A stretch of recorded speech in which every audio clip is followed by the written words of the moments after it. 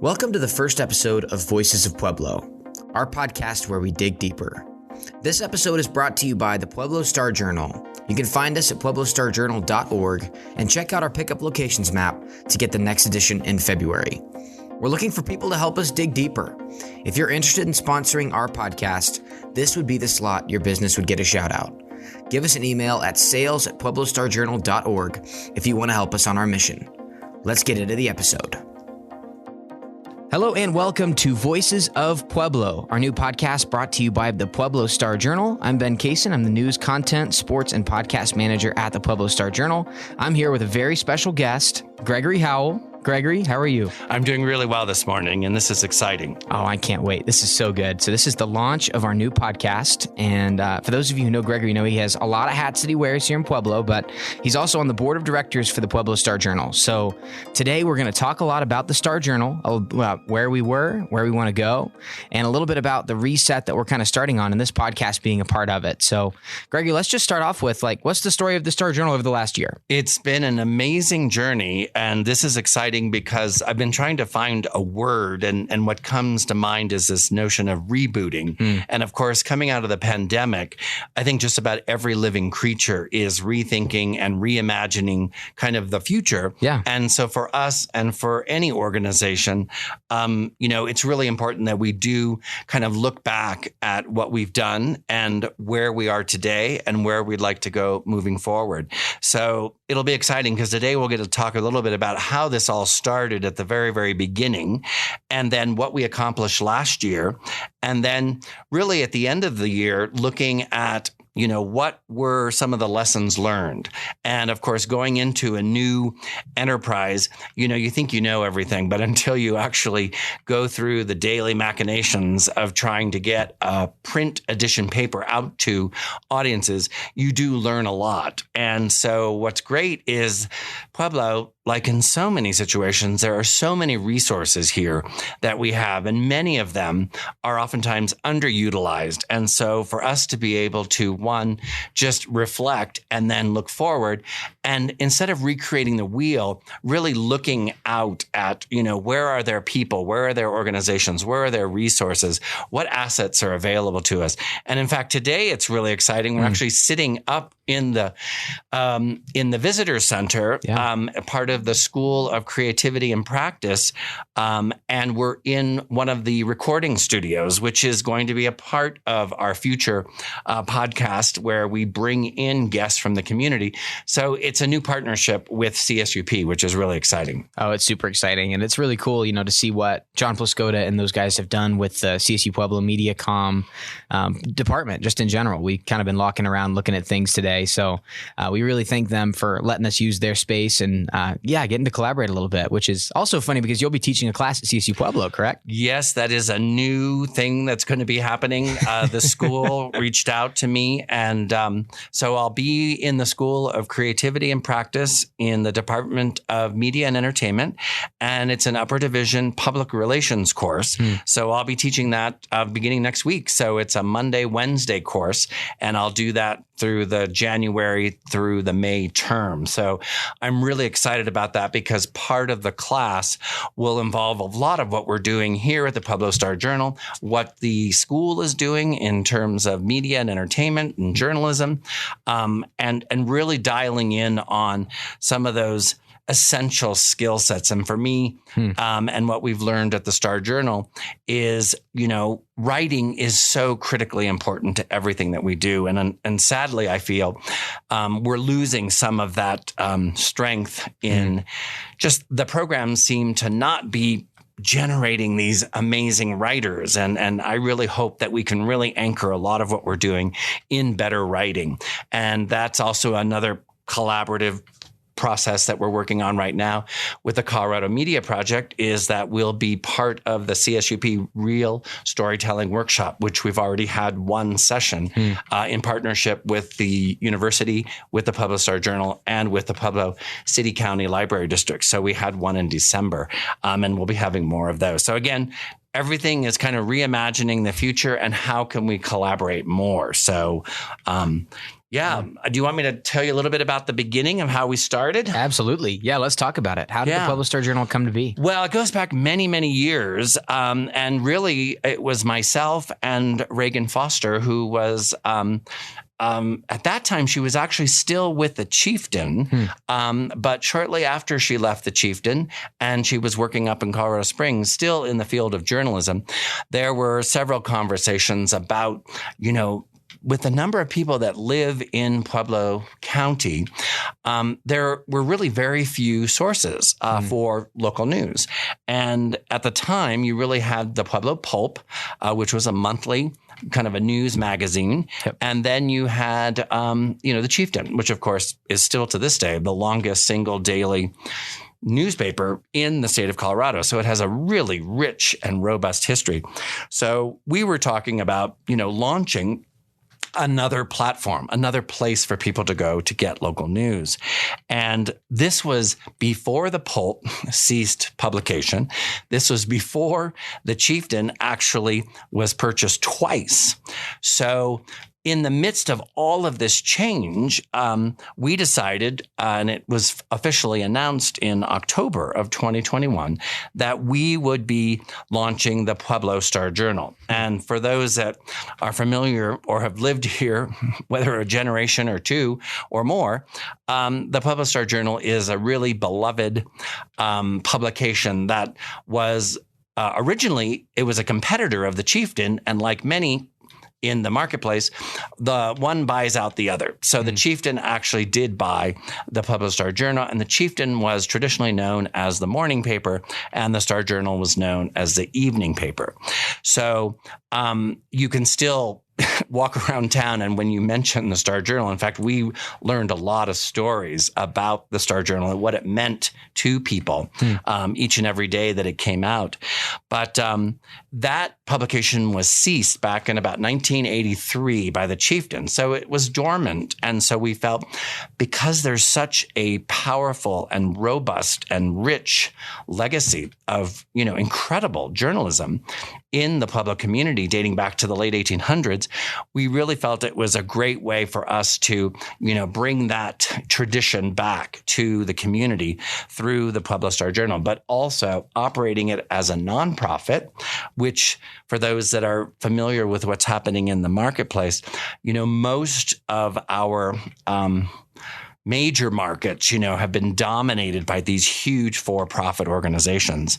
And so we felt that we were going to, at least with our mission, we would be in a better position to service that, because for-profit motivations oftentimes don't actually mean that you're actually addressing all of the local needs of the community, because you're being driven by different motivations. With a nonprofit, you tend to, in most cases, really drive that message home in a much more thoughtful and mindful way. So, with that announcement in October of 2021, we actually came out with a print edition in March of this last year, March of 2022. And we did that monthly all throughout the year up until October, at which point we took a pause, shall we say. Reagan Foster left the Pueblo community and had been offered an amazing position in Michigan, and something that she and her husband had wanted to do for a long time. So she was really fortunate to get this position.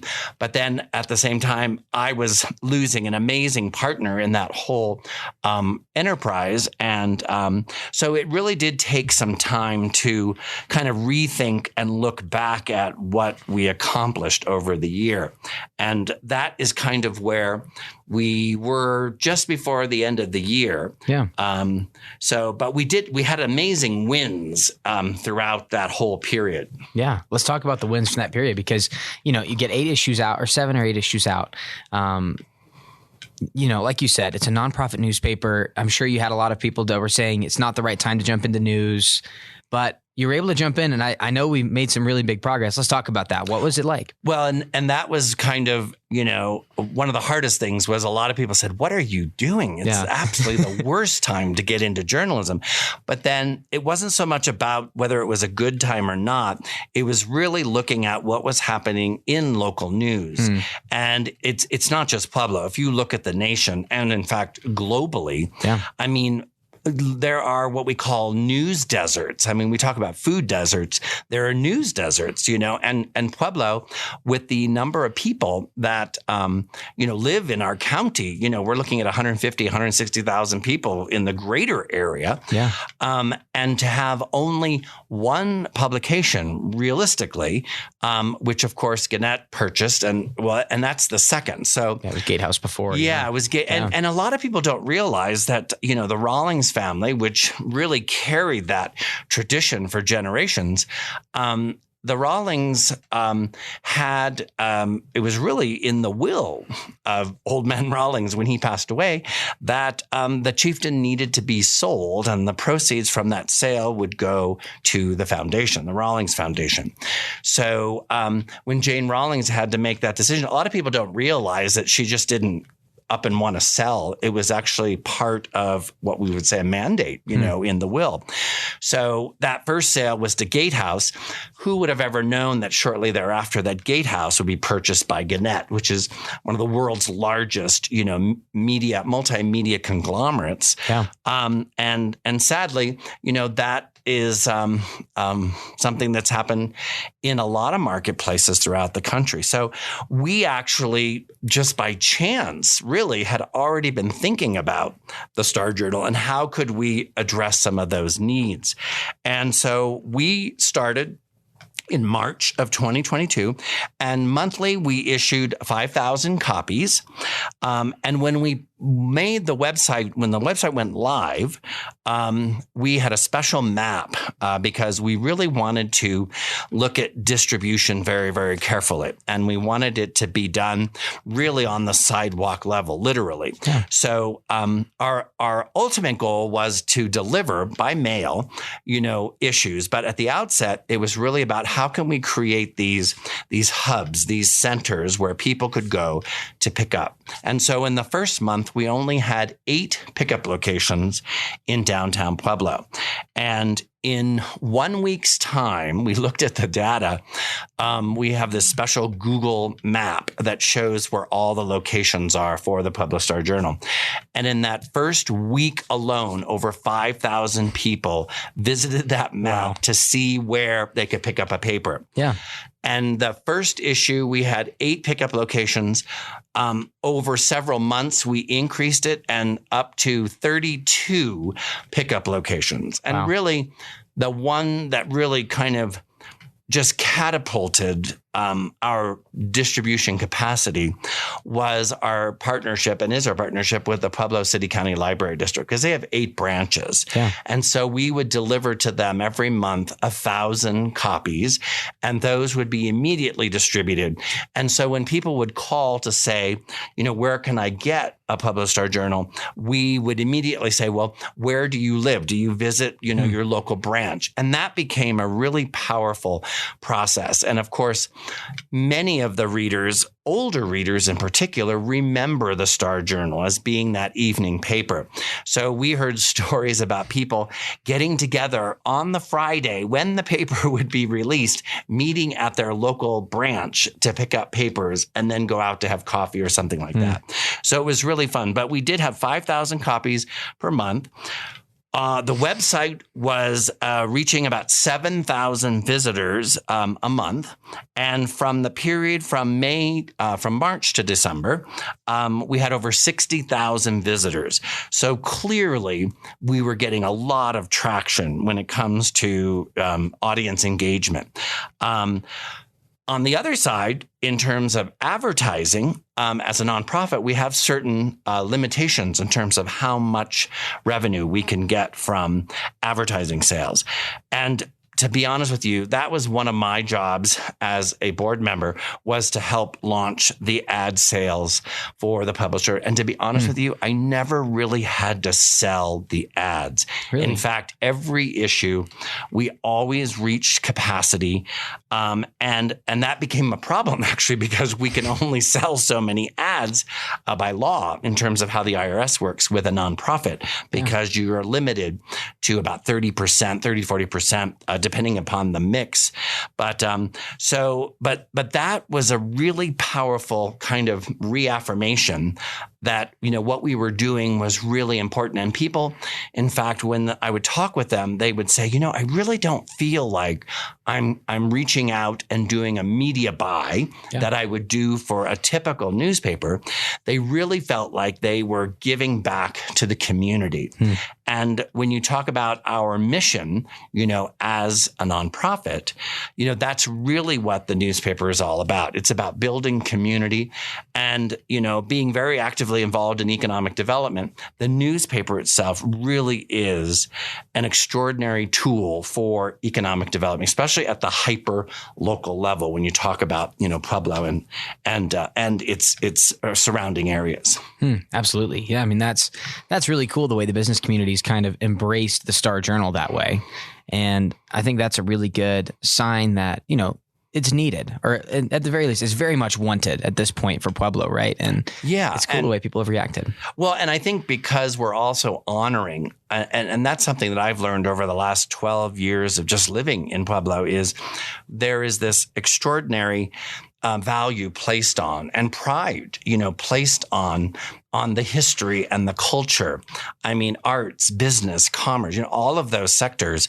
When you look back, we've got incredible archives, whether you're talking about the Steelworks Center, whether you're talking about the library and the third floor, special collections and genealogy, whether you're looking at, any of our institutions and libraries, they all have these extraordinary collections. And the storytelling that comes along with that, much of it, was embedded in the actual papers or newsletters or materials that were published. So whether you were a business or whether you were for-profit, nonprofit, whether you're government, private sector, public, all of those different sectors, there's such a rich and deep sense of pride in terms of what has evolved over, the last few generations. And not only do you have that, but you just walk the streets of Pueblo and you can recognize or notice, whether you've been here for generations or whether you're a first-time visitor. It doesn't take much to walk around and go, wow, look at that building. Why is that building here? What's the story behind that story? So for us, that was really important to realize that we were not only meeting a need, but that we were really kind of on the right path.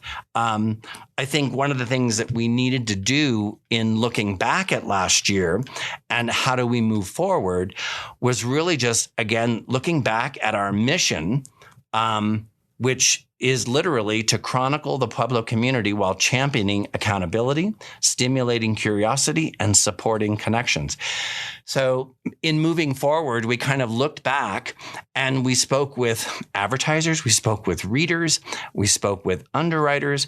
And the one thing that we really wanted to make sure that we honored, because we worked very hard to establish our vision. And of course, we have several points in that, that are really important. And one thing that we learned at the very outset was that not everyone gets their news from printed, publications. And of course, that's something that we've been struggling with for quite some time. In fact, when we first started, we only started out with 5,000 print copies when we knew ultimately we wanted to print 70,000, per week and send them out. Well, that's something that we're reevaluating right now because it looks like we have other ways of reaching audiences versus just maximizing print papers. So when we started to look at our vision, one of the things was establishing lines of accountability of individuals and institutions of power through our reporting, forums, and debates. The second one is encouraging community engagement through reader-driven events, information gathering forums, and comprehensive listings focusing on arts, athletic, and volunteer opportunities.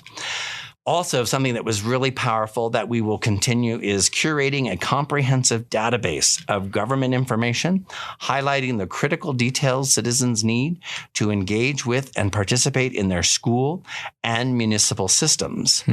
And we did quite a few articles throughout those first few months looking at, commissions, looking at, city council, looking at boards. And so that will continue because we really want people to, one, have the ability to reach out to their local institutions, whether they're government or non-government, but all those particular organizations that really make the fabric of the community operate. The other was fostering economic growth and development by shining a spotlight on the business and nonprofit communities. That was self-evident after the first issue. We just blasted it out and we got so much support. And then the one that really, to me, was and still is to this day, front and center, is educating young talent and growing Pueblo's best and brightest through a comprehensive internship program and our partnerships with local educational institutions. One of the first things that I did when we had this moment of self-realization in terms of, are we going to continue the paper or not? There really was a moment there where we did not know whether we were going to continue the paper. In fact, in the very last issue, we put out a very serious call to action, which just indicated, that we've excelled in all of these areas, but we really need the support of the community in order for the paper to really flourish.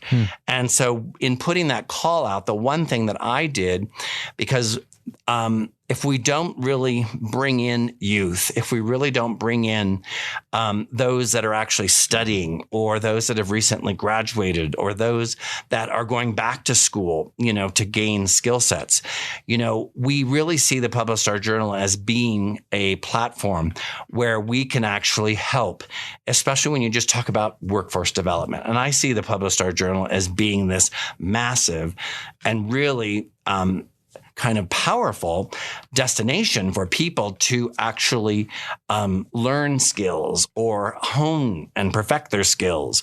And for that matter, they could even, come in as, well, Ben, you yourself are a recent graduate of CSUP in this area of focus.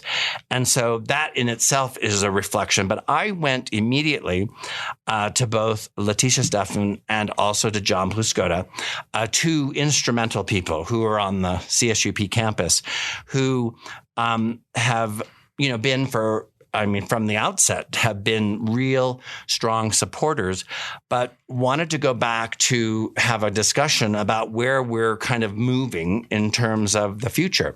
And everywhere we went, both Letitia and also John, the support was resounding. It was a big yes, we want to support you.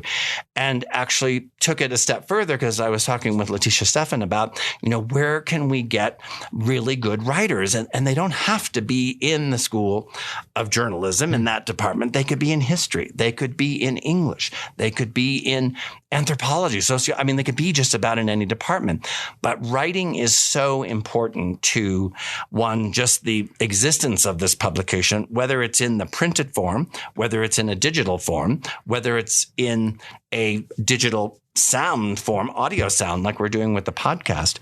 But that to me was one of the most reassuring moments in this journey, was just reaching out to the community and to our partners. And the other was really managing expectations within our own organization. It became kind of self-evident.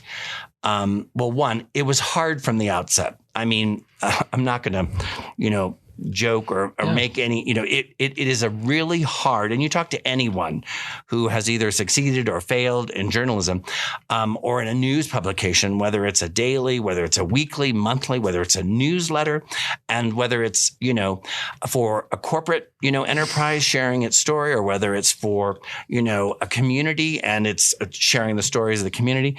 It's a lot of hard work because there are a lot of moving pieces. And that's something that I realized right away, just in terms of the number of people, deadlines, all the different moving parts. How does that actually happen? So I think there were some things that we needed to look at differently in terms of managing expectations, because after the month after we took this pause, we started to talk to a lot of people that were experiencing the same thing. And our expectations were we were very, very optimistic, because we were hoping after a year or two that we would just be, boom, on our way to receiving a lot of funding, and we'd have, full-time staff on board. Well, everyone was telling us, well, it's going to take about 2 to 7 years for you to get to that place. Wow. That was kind of sobering. Yeah. You can imagine. I mean, when you think, oh, well, it's only going to take a year or two, because advertisers were on board, but it's not a cheap, process to put out a publication. So, but the other thing was really understanding where are our audiences. And yes, print is essential. I think it's going to be kind of the foundation, and it will always be a core part of the Pueblo Star Journal. Whether it goes to twice a month, whether it goes to weekly, that will be something we have to decide down the road. But for right now, we felt, after speaking with so many readers and funders and underwriters and people who have contributed, was trying to find some of these new platforms. And of course, the podcast, which we're doing now, is going to be one of the new platforms that we'll be doing regularly. And I'm excited because we've kind of put together a lineup. We won't announce them today because we're still working with all of them. But the whole point of Voices of Pueblo is to bring in all of these different voices from throughout the community. So, and Ben's going to be in charge of all of this, which is great. But this will be actually available coming this Friday, which will be January 13th. I'm excited. Hey everyone, Ben here with the Pueblo Star Journal. I hope you're enjoying the episode. We're looking for Puebloans to help us with our music theme for our podcast. If you're a musician or a producer and have an idea, please reach out to us at sales@pueblostarjournal.org. We would love your submissions. Let's get back into the episode. Yeah. So, speaking for me, right, I've not been involved with the Star Journal up until now, right? So I'm just kind of getting going. But my background is radio, podcasts. I have a journalism degree from CSU-Pueblo, like Gregory was talking about. But I spent the last couple of years doing podcasts here in Pueblo. And I think Pueblo really responds well to podcasts and to that kind of media. But the thing is, like you said, I think everyone's got their kind of thing that they enjoy. So, the main things that we want to talk about for the Star Journal as we kind of realign and get ready for the next year is we start volume 2 of the paper. I like that a lot. We're going into volume 2 of the paper, which is going to be a little more emphasis on sports, a little more emphasis on the arts, a little more emphasis on the podcast, a little more emphasis on some of the little flavor things about Pueblo that make it just so great. Because Pueblo, when you get to know this community, right, those are where a lot of the beauty in the community lies. We also have a lot of history. This is a paper that's existed for a long time. And so we want to try and highlight all of that. So let's talk about that, Gregory. What are we going to do? Yeah. So one thing that's really exciting, and for people that know me and how I came to Pueblo, I was very much an integral part of the art scene and still support and do a lot of work in that area. But one thing that we've decided to do, 2 different aspects of the art. So we have performing arts and we have visual arts. So I'm really excited that Kristen Sky Hoffman, who is originally from Pueblo, left Pueblo, went to different parts of the country, spent time in New York City, but is very familiar with a kind of a peer squad review system for the performing arts. And one of the things that a lot of people shared with us, because we were talking about the arts and what would they recommend to help with just building and strengthening, the performing arts sector of the Pueblo community. And so we wanted to write about, do reviews and talk more about different types of productions that we're going to be coming. And this could be, it could be some of our, we've got Steel City, we've got the Impossible Players, you've got D60 and D70, you've got the high school, programs, you've got the professional programs that come through the Art Center and other different types of venues. So we have a very, very robust, performing arts community. But where do you actually get all of that information? How do you find out about, all of these different productions? And oftentimes that can be somewhat difficult because there really isn't one particular source. But we wanted to take it one step further. And this peer review kind of squad, this cohort system is unique in that performing artists actually write about other performing artists. And it's a unique system. It's one that's done in many cities around the world. So we're actually going to be sponsoring this particular review program. And Kristen Sky Hoffman, who really, she's laid out an amazing program. And we're going to be launching that this month. And when I say launch, that's really about calling a meeting to see, if you're interested in being one of these members of the review squad.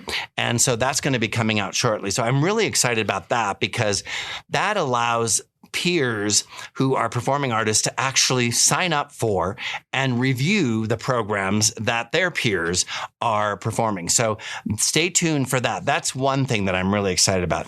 Another thing that we're going to be doing in the arts realm is First Friday Art Walk has always been, at least over the last decade, since it was really kind of launched, has been this, it's been a series. It's a ritual. Yeah. It's something that happens every single month.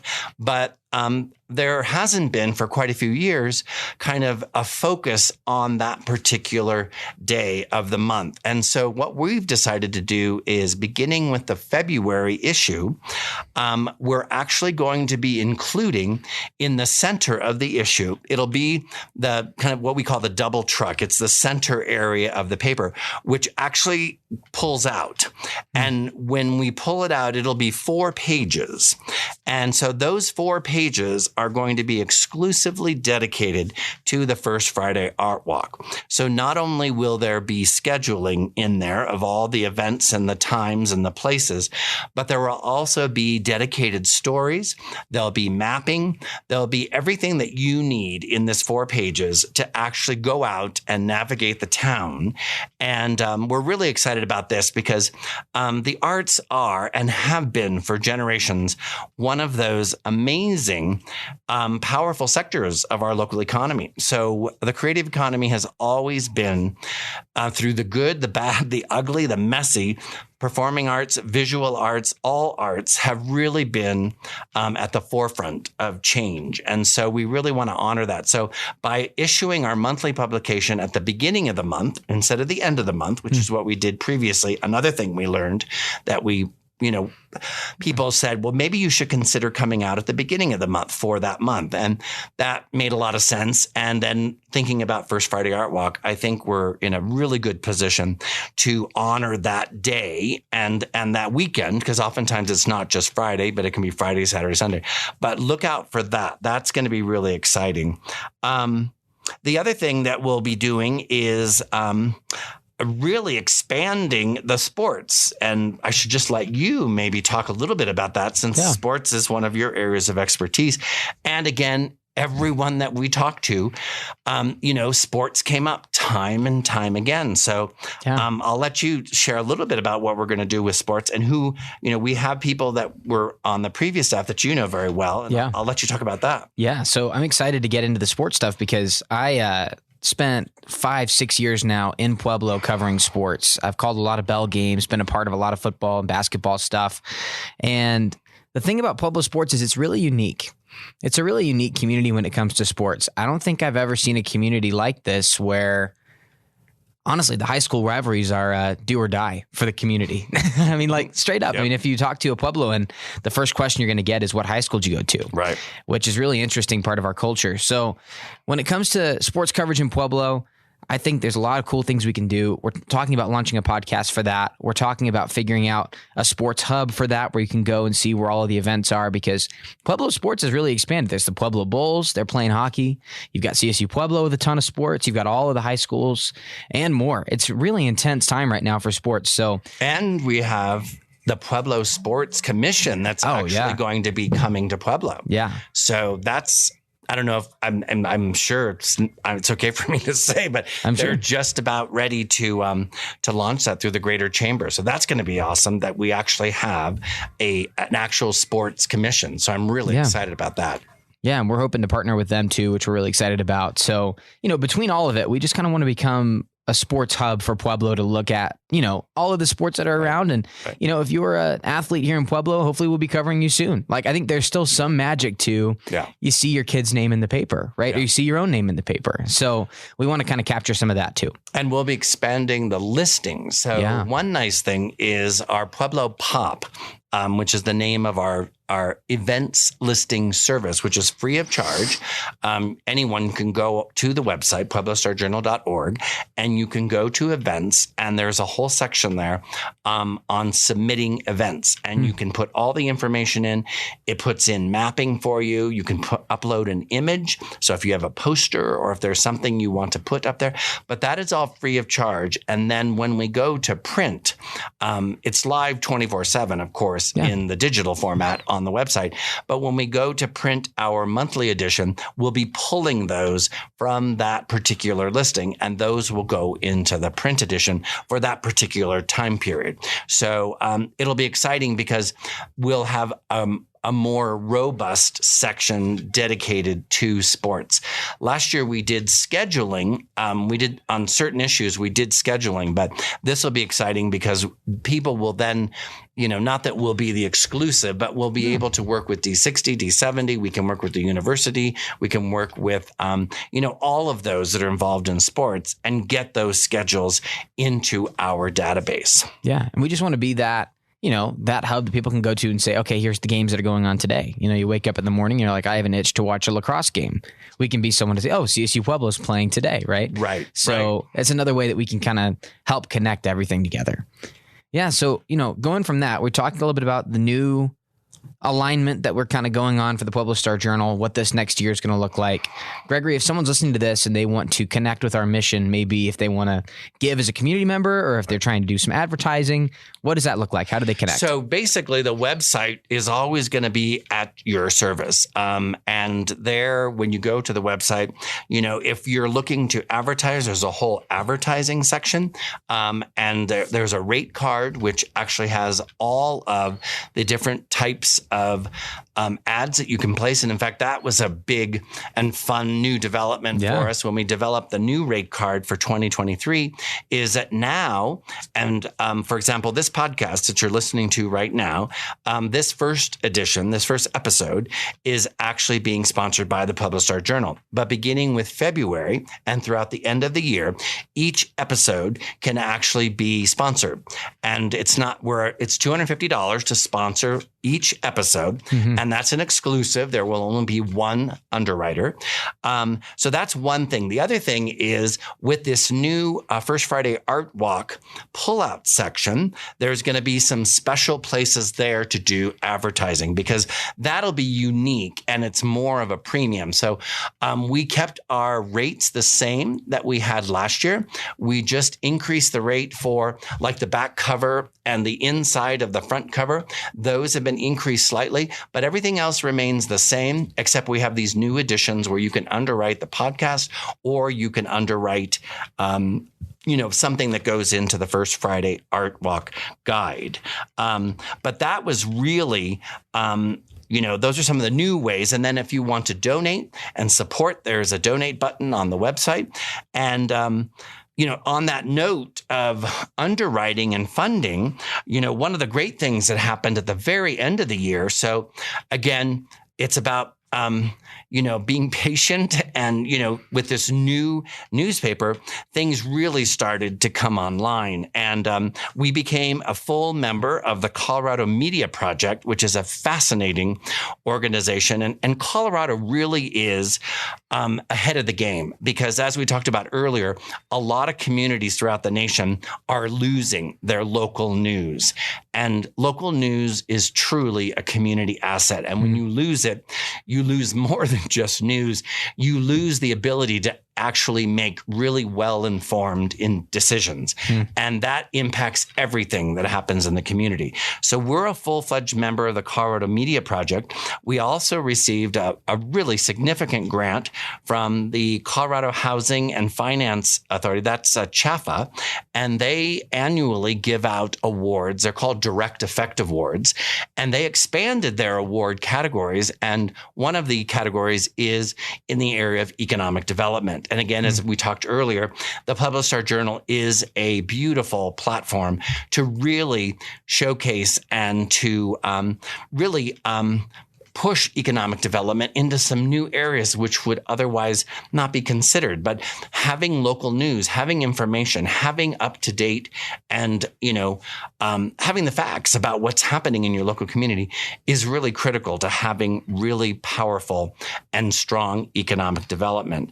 And then lastly, in this area of underwriting and support, one of the things that we were hoping for, which did happen, because it has to happen by invitation, is the American Journalism Project, which is another project similar to the Colorado Media Project, but it's a national program. And it's in partnership with Google, but they are introducing what's called it's an incubator program that they offer. It's an 18-month incubator program, and it's for people, organizations, all types of small groups that are in the early stages of developing a local nonprofit newspaper. They are offering a grant. It's a $400,000 grant plus an 18-month intense incubator program for 2 individuals. And we are perfectly positioned. We just got invited, and our application will go in February, and winners will be notified. I think it's June or July, but the incubator program actually starts in July. So this is something that we had been wishing for quite some time. And again, looking back at where we were last year, do we continue the paper or not? A lot of it relies on support. And this is probably one of the most powerful programs in the country right now. And we have been invited. So we will be submitting an application for this incubator program. And, fingers crossed, it's a huge opportunity for us, because with that type of funding, we'll really be able to bring on additional full-time individuals, and they partner us with some of the most powerful people in the industry today to help us build the organization, both on the business side and also on the journalism side. That's fantastic. It's so exciting. Cool. It's really, really exciting. And then lastly, I don't know how much time we have, but we have a few more minutes. Yeah. Okay, good. Well, lastly, and this goes back to really looking at the opportunity to kind of really take this storytelling to a whole new level. And of course, we started the Pueblo Star Journal, as a print media publication. That really will continue to be, moving forward, always be our anchor. That's going to be the core product. But we put so much time and effort into developing those stories that the podcast, which we're launching today, recording today, it'll come out later this week.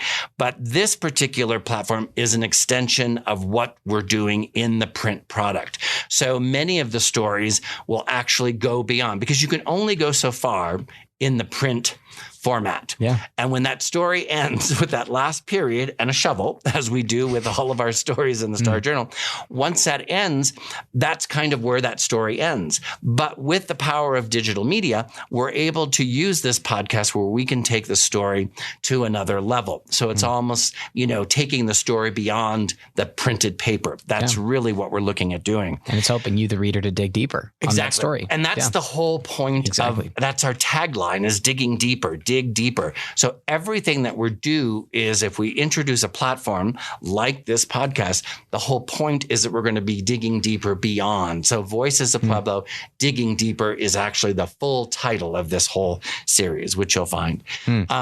But we're in early negotiations now with something that, again, like the Pueblo Star Journal, we started talking about just having a newspaper 5 years ago.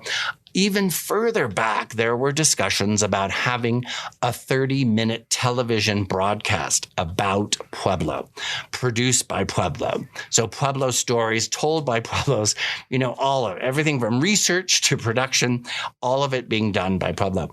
So that is something we're in early negotiations and discussions with, and it'll be a collaborative project. We actually have already spoken with KOAA 5, our local NBC affiliate. And that's where this conversation started many, many years ago. And it just wasn't the right time.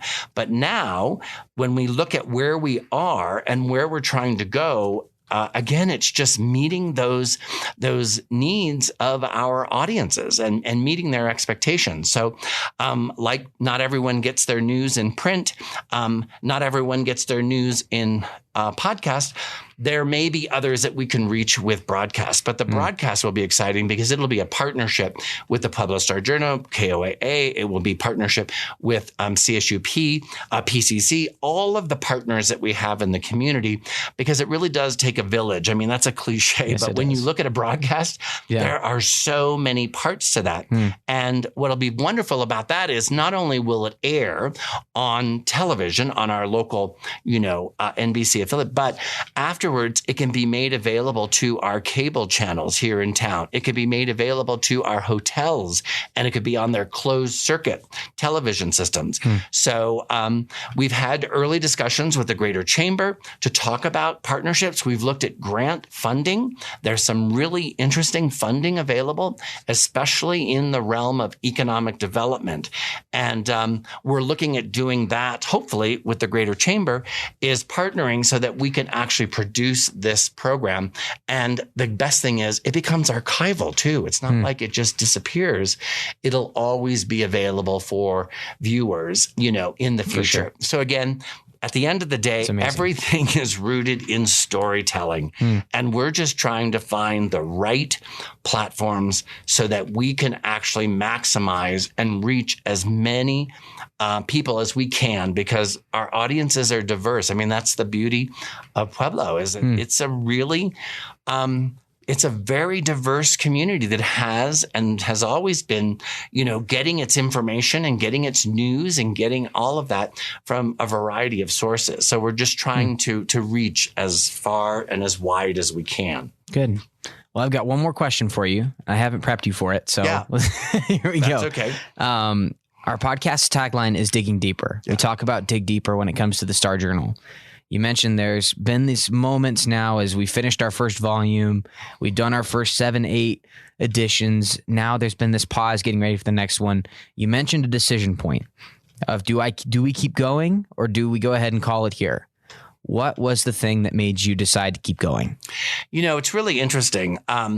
It's really easy just to throw in the towel. And in fact, there was a moment there where a lot of us were, for all different types of reasons. And one of the things that I really said to myself early on is I would have never participated in such a project like launching the Pueblo Star Journal if I realized that only this particular person could do this and only this, that would have meant something. I mean, that happens if you're in a very technical area where someone has proprietary information or formulas and stuff like that. But when bringing the paper out, it really is a community kind of based It is a collaborative, production. It requires a very diverse group of people with different skill sets. And the one thing that just kept on coming back is people just kept on saying how much they wanted the paper. I mean, people were saying, where is the paper? Where's the paper? So we started something, and as I said, it would have been really easy to turn it back in, but there was just a calling. And it was Pueblo. I think it was Pueblo, whether you talk about Pueblo as a community, whether you talk about Pueblo as far as individuals, neighborhoods. It really was this heart of the community that was really kind of beating for this publication to continue, but to continue in a manner in which was authentic, it was genuine, and in which it really did reach out even beyond our initial expectations, because I think we did a beautiful job. I mean, kudos to everyone who helped bring the paper to where it is today. But boy, the power and the beauty of moving it forward, it's really being driven by the community more than anything else, because it is a nonprofit. It's not like we're out to make money. We really want to make sure that people get the information that they need, to hear the stories that are so much a part of what makes this community so fascinating, and really to just there's a lot of hope in this particular endeavor, not only just in honoring the past, but where we are today and collaborating and moving forward. So I'm very excited about just the partnerships that we have, because those have been steadfast throughout. It's really being able to be nimble, to be flexible, and to be ready to, move into those next areas, which is why the print will continue enhanced. The podcast is now a new value added edition of the Pueblo Star Journal. And moving forward, one thing that we would love to do and that we're researching now is this broadcast. So, but it really boils down to the heart of this community. And that is what kept calling time and time again. That is so fantastic. Kept calling. I love that. It did. Calling it wouldn't of the paper. stop. I agree. That's amazing. I'd wake up in the middle of the night. Should I just stop? No. So it's sure frustrating, but at the same time, the voices were loud, and those were advertisers, those were people who donated funds, those were readers, some people who had yet to read the paper but were so happy. And then just getting the feedback from the Colorado Media Project and from CHAFA, and getting the invitation from the American Journalism Project. We're doing something right. For sure. And, that's going to be our goal, is to continue just listening and then moving forward. So I'm excited, and if we get this grant, that will be transformative. But in the meantime, we know what we're going to be doing for the next 12 months because we've sat down and we've actually mapped out all of the issues throughout the rest of the year. Yeah. So, and a lot of the writers that helped us build those first few issues will be back. We have some amazing new writers. Yeah. Many are very familiar with readers, and some that have been silent for a few years are very anxious to come back and share their stories. So I'm really excited about that. That's been the fun part of this phase, is kind of reaching out, and some people who are familiar with the new Pueblo Star Journal, others who are not, but some really great storytellers. And at the end of the day, that's what this is all about. Absolutely. Yeah. Well, that's fantastic. Yeah. Going back to kind of the first thing you said in the podcast, sometimes Pueblo is not its best storyteller. It's worse. Which is, that's your line. It's just the worst. But, like the people that we're bringing in are all Puebloans. Everyone's got this heart for Pueblo, and Pueblo seems to have a heart for the Star Journal.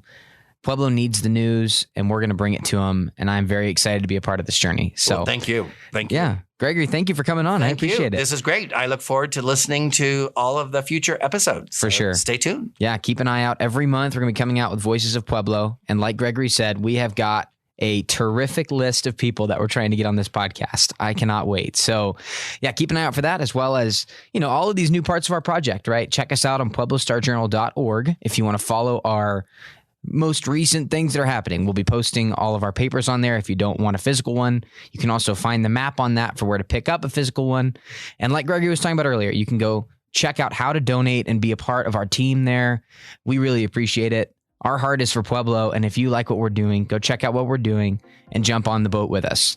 Additionally, if you like this podcast, send it to someone else who'd like the podcast. That would really help us out. So, if you've got someone that, you're listening to this and you're like, man, they would really love that, send it on over to them. Additionally, give us a nice rating or follow us on your podcast platform. We would really appreciate that. It all goes, in that same effort towards helping our paper kind of begin to start these new projects. We would really appreciate that feedback. So, for Ben Cason and Gregory Howell, thank you so much for joining us. Check out the Pueblo Star Journal, and we can't wait to see you next time.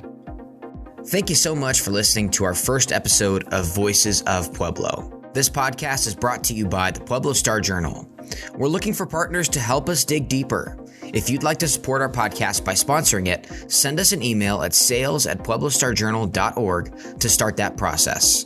Thank you so much for supporting local nonprofit news in the Steel City of the West.